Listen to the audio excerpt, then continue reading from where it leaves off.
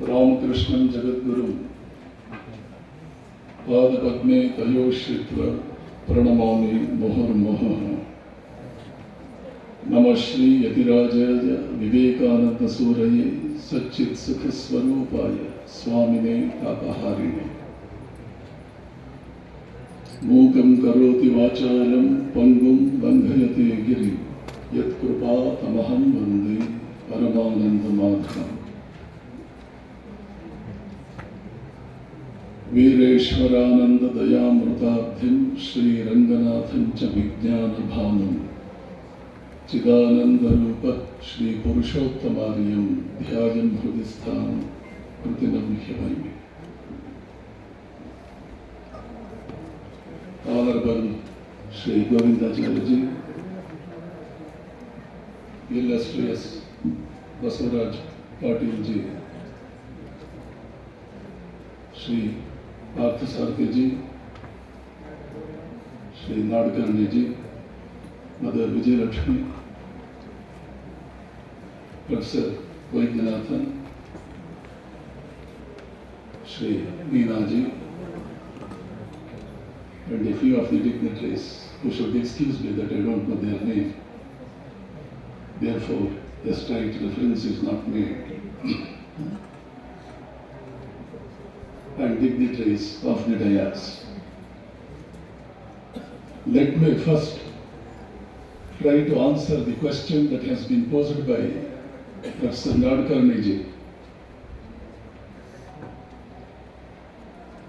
He put a few questions. I think one of which was why the tradition that India had developed as a source of knowledge discontinued after some time. It is our own mistake.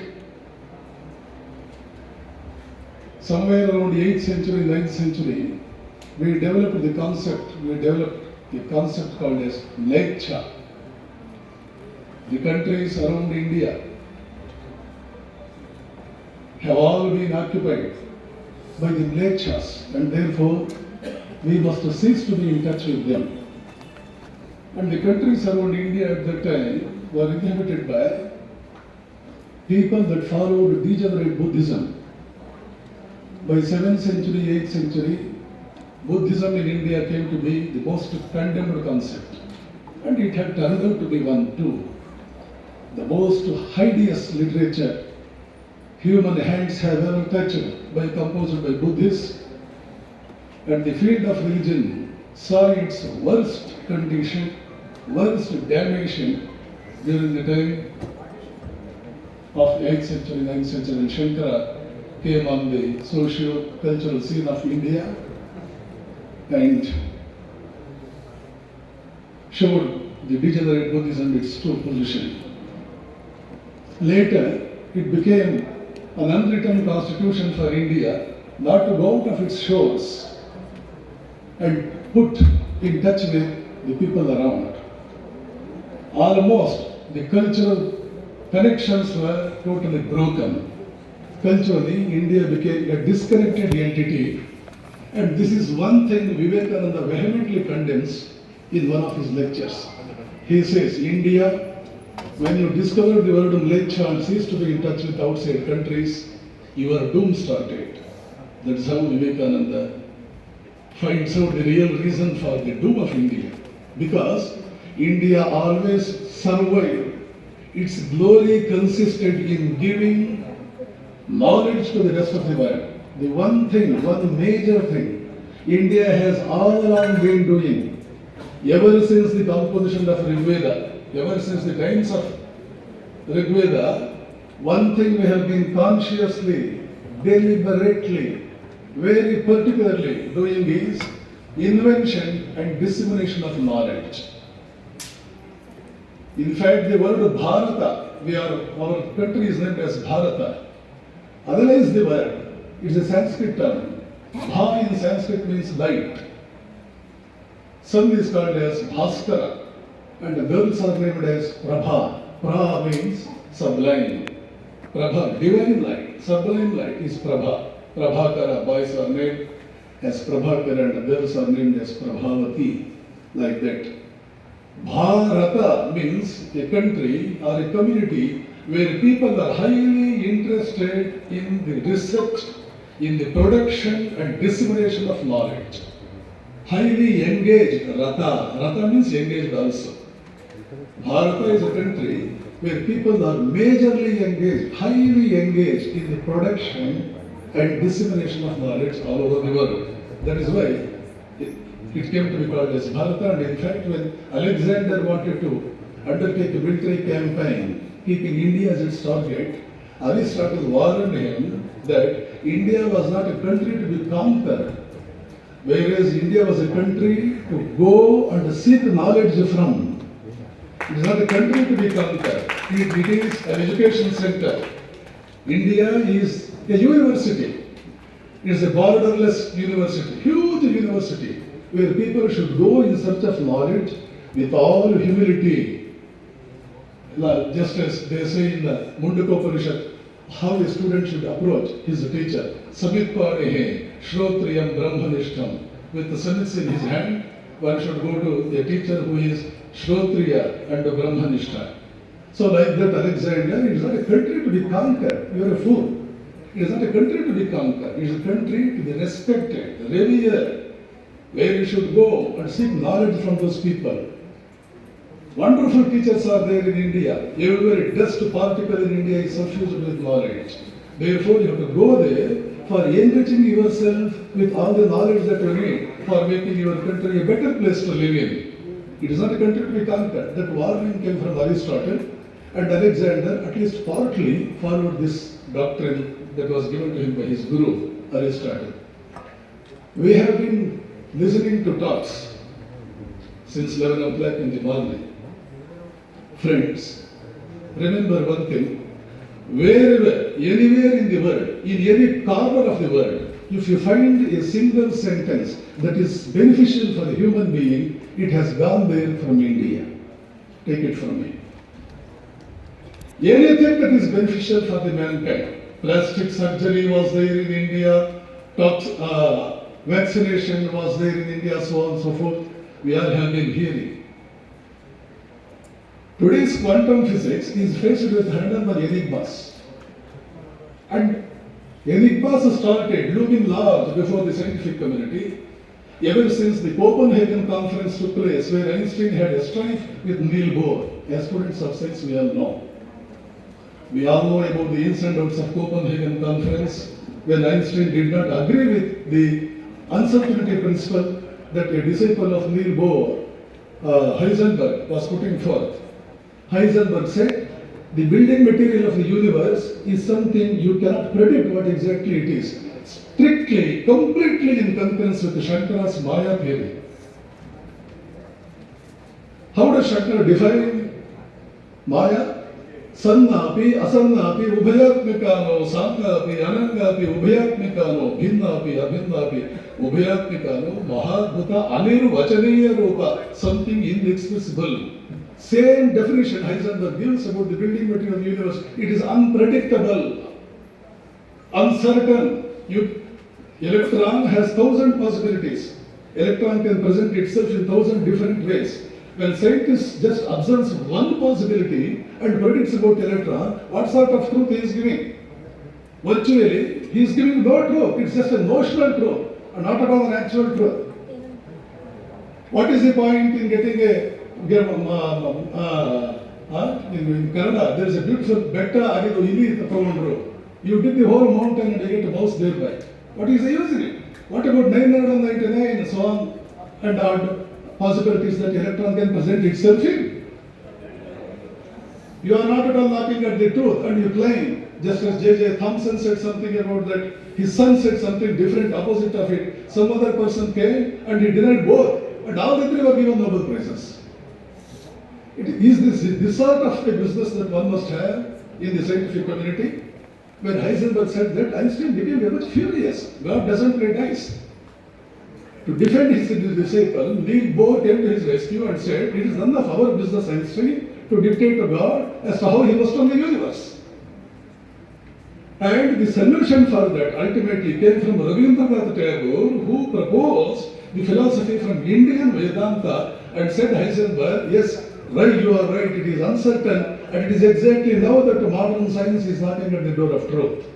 Even today, take it the BBC interview of astrophysicist from Cambridge, who was teacher of our Professor Chandrasekhar.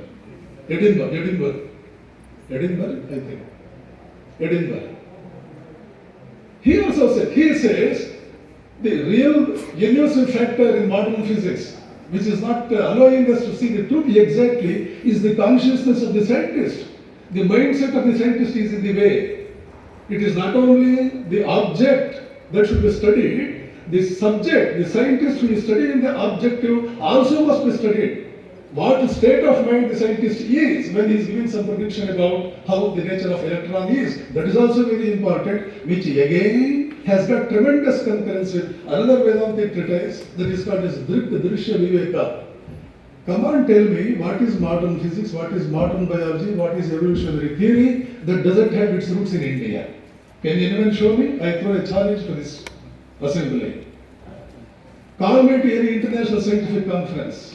With all audacity and assertion, I will tell them that all solutions that modern physics today needs either should come from India or it doesn't come from anywhere else. I tell them openly, call me, I will address them. As an open challenge, I present this before them.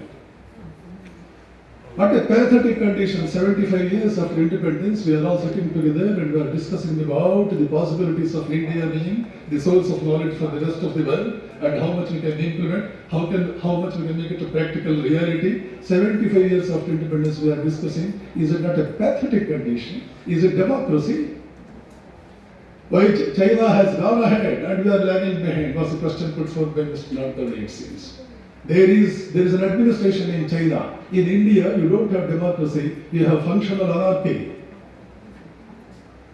Who will observe this? Who bothers his head about all those things? Who wants all those things? Govindacharya is there. I don't believe in any flattery.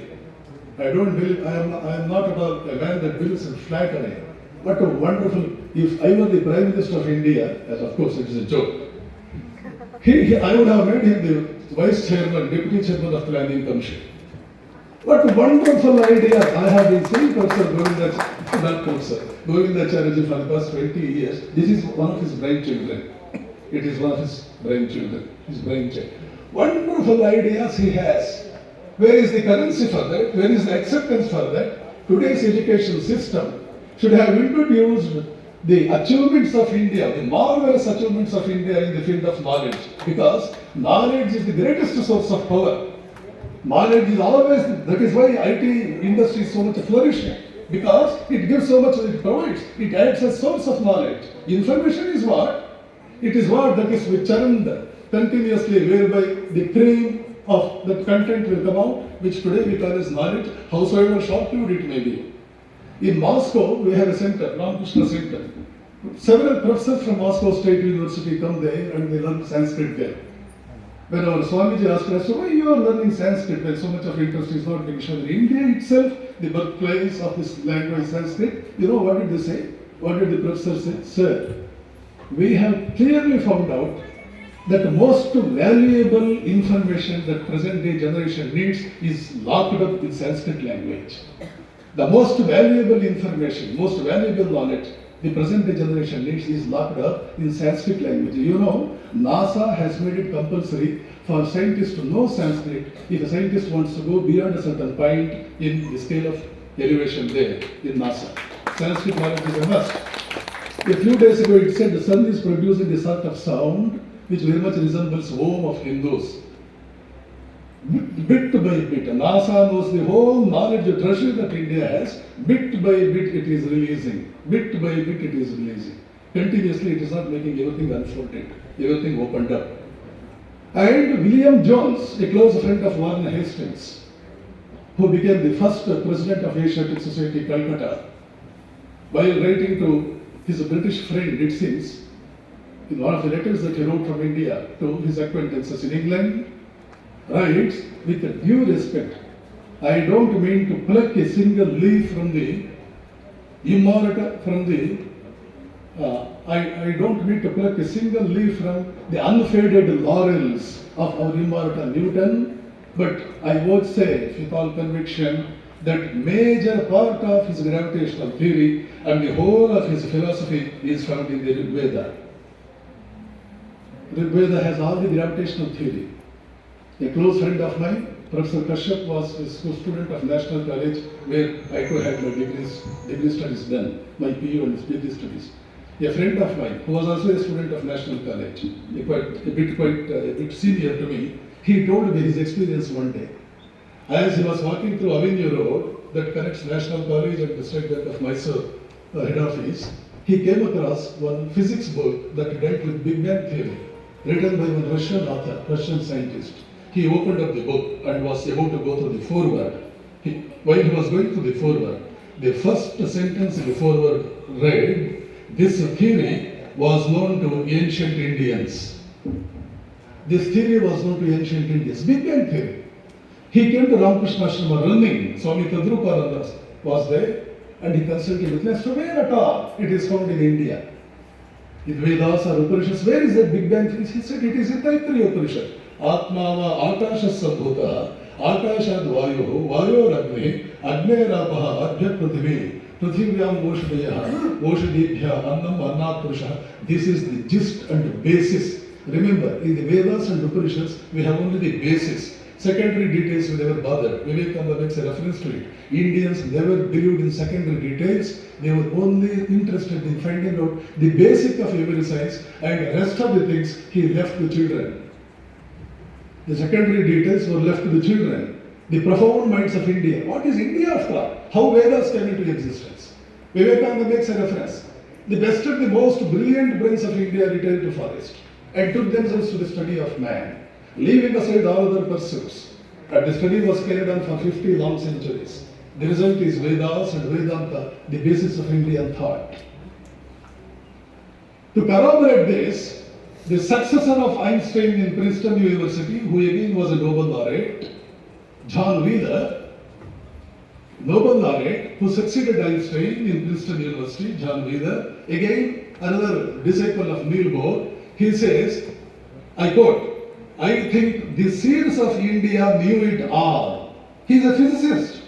He is a Nobel laureate. Man that succeeded Einstein, not a Sanskrit professor, Indian philosopher. He is a physicist. He says, "I think seers of India knew it all. If we could only translate into our language what they have in their language, we would have solutions for all our problems."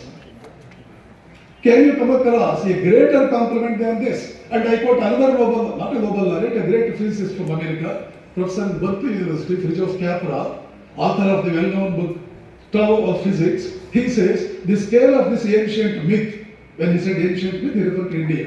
The scale of this ancient myth is indeed staggering. It has taken mankind more than 2000 years to come up again with similar concepts. The rest of the mankind has taken 2000 years to come across what Indians knew 2000 years ago according to him, but more than 10,000 years ago according to facts.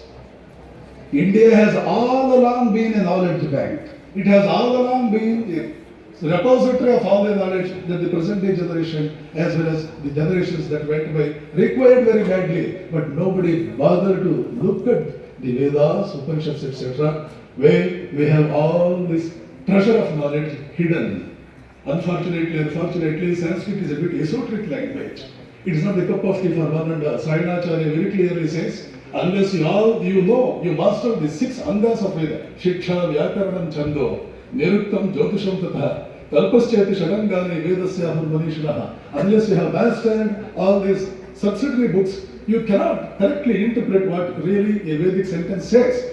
And therefore, you become a victim of the misconcept that European pundits inflicted upon the Vedic statements, and they were misinterpreted, and all sorts of the anyatha jnanam, to put it in the language of our acharyas, came to be spread among the masses of India, the body politic of India, as well as the Western intellectual circles, and we fail to come to know what exactly Vedas meant and where their significance did really lie. We fail to understand.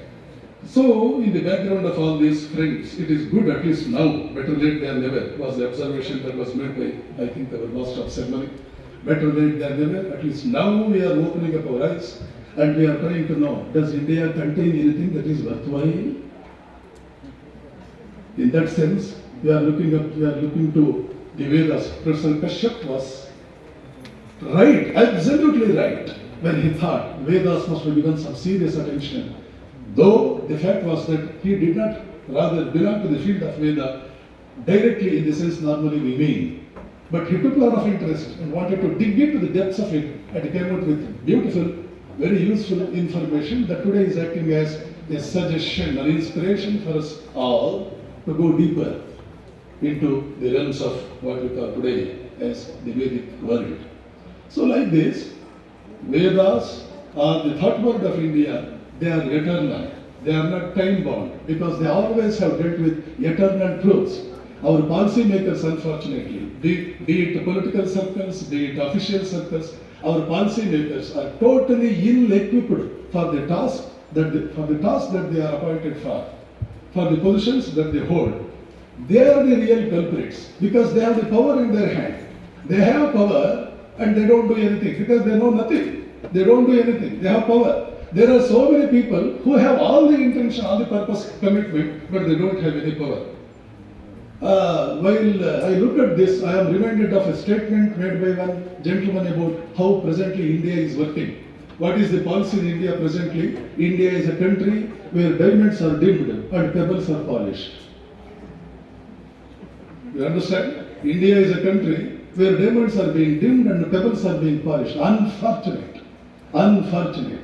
This unfortunate note must disappear at the earliest. And we must be able to see India of our optimism, India of our views, India of our dreams.